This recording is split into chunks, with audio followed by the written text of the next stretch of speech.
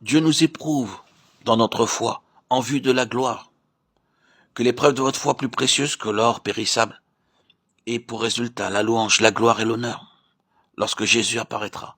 1 Pierre 1,7. Oui, quotidiennement vous passez par un test, par un processus ardent et éprouvant.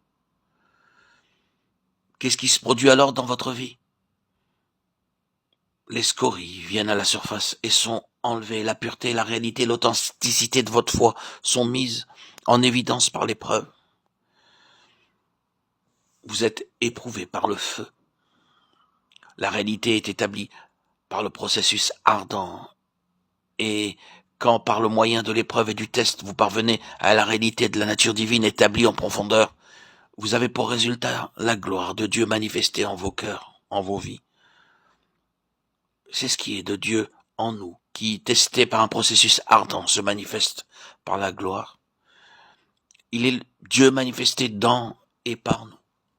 Dans la vie spirituelle pratique, cela signifie un développement.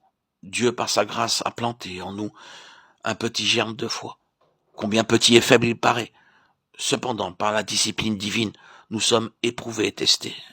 De même que cette foi. Alors que progresse le processus ardent, beaucoup de ce qui est de nous-mêmes vient à la surface. N'est-ce pas vrai? Quand nous sommes dans l'épreuve, beaucoup de ce qui est de nous-mêmes vient à la surface. Oui, toute cette incrédulité inhérente à notre nature vient à la surface. Le ressentiment, la rébellion, l'amertume. Oh oui, tout cela vient à la lumière au cours de ce processus ardent. Nous ne nous connaissons vraiment nous-mêmes jusqu'à ce que nous parvenions dans les feux de l'épreuve et du test. Nous ne voulons pas croire à ce qu'il y a en nous jusqu'à ce que nous soyons placés dans l'épreuve. J'entendais un ami me dire une fois que l'homme est capable de n'importe quel péché que l'on puisse mentionner, s'il est placé dans des situations qui pourront le mettre en évidence. C'est une chose terrible à dire. Vous pouvez ne pas l'accepter, mais c'est parce que vous n'avez pas été mis dans la situation. Nous pouvons le voir d'une autre manière. Vous n'êtes pas juste appelé à passer par les tentations de la vie.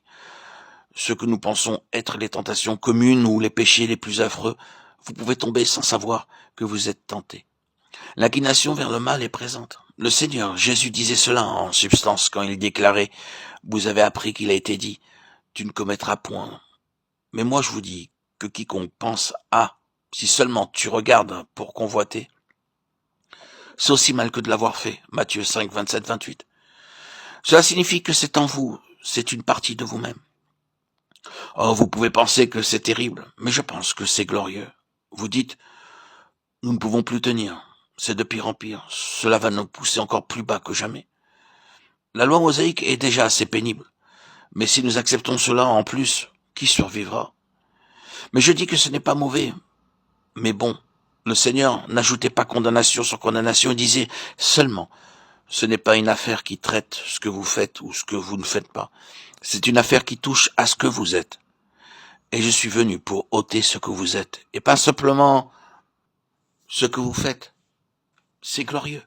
C'est l'évangile de la gloire, la justice de Dieu, qui est par la foi en Jésus-Christ, ne traite pas simplement avec des choses que nous faisons ou que nous nous abstenons de faire, mais nous met entièrement de côté pour nous introduire dans une nouvelle création.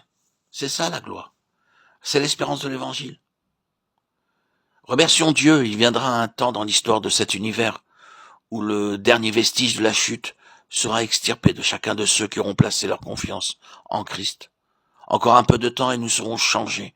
Et même ce corps de notre humiliation sera comme son corps de gloire. Un corps saint. Un corps sans péché.